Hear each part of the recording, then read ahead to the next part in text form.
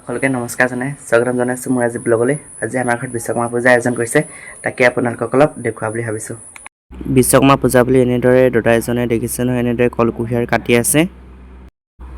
এফালে কলকুঁহিয়াৰ কাটি থকাৰ মাজতে এনেদৰে দেউতাই দেখিছে নহয় নিজৰ কাম লগা বস্তুবোৰ ইয়াত ধুই আছে। যিহেতু দেউতাই এজন ৰাজমিস্ত্ৰী কৰে, সেইবাবে নিজৰ বস্তুবোৰ ইয়াত ধুই আছে। আৰু বিশ্বকৰ্মা পূজাটো প্ৰত্যেক বছৰে আমাৰ ঘৰত পতা হয়, সেইবাবে এবাৰো এনেদৰে আয়োজন কৰিছে আৰু অলপ সৰু সুৰাকৈ হ'লেও। দেউতাই বস্তুখিনি ধুই থকাৰ মাজতে ভাবিলোঁ মই স্কুটিখন ধুওঁ বুলি, সেইবাবে মই এনেদৰে স্কুটিখন ওলাই লৈ আহিলোঁ। কিন্তু দেউতাহঁতি নিজৰ চাইকেলবোৰ আগতে ধুই থৈছে, মোৰহে অলপ দেৰি হ'ল ধোৱা। দেখিছে নহয় অৱশেষত মোৰ স্কুটিখন ধোৱা হ'ল আৰু অলপ ধুই দিছোঁ আৰু বোকাখিনি গুচাই দিছোঁ আৰু বেছি ভালকৈ ধোৱা নাই, এবাৰমান ধুলোঁ যে আপোনালোকক দেখুৱাইছিলোঁ নহয়। স্কুটি ধুই আহি ভিতৰত দেখোঁ যে দেউতাই এনেদৰে শৰাই পাতিবলৈ আয়োজন কৰি আছে। পিছে এইবাৰ বেলেগ ভকতক মতা নাই, দেউতাই নিজে শৰাই পাতিম বুলি কৈছে, সেইবাবে এনেদৰে পাতিছে আৰু মই দেউতাৰ শৰাই পতাৰ ভিডিঅ'টো আপোনালোকক দেখুৱাইছোঁ। যদি কিবা ভুল ভ্ৰান্তি হয় ক্ষমা কৰি দিব। দেউতাই এবাৰ প্ৰথমবাৰ পাতিছে যিহেতু, সেইবাবে কিছু ভুল ভ্ৰান্তি হ'ব পাৰে।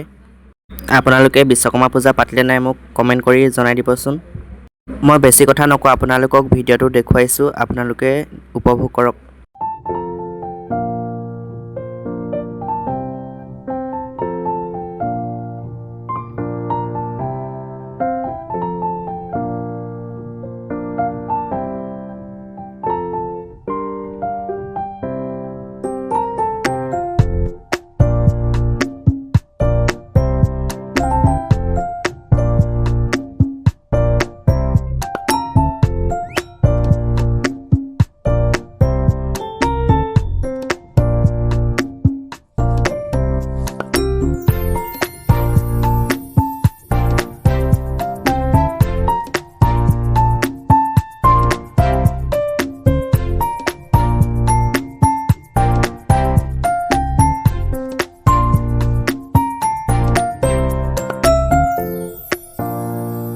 আমাৰো বিশ্বকৰ্মা পূজা পাতি হৈ গ'ল, দেখিছেনে আপোনালোকে।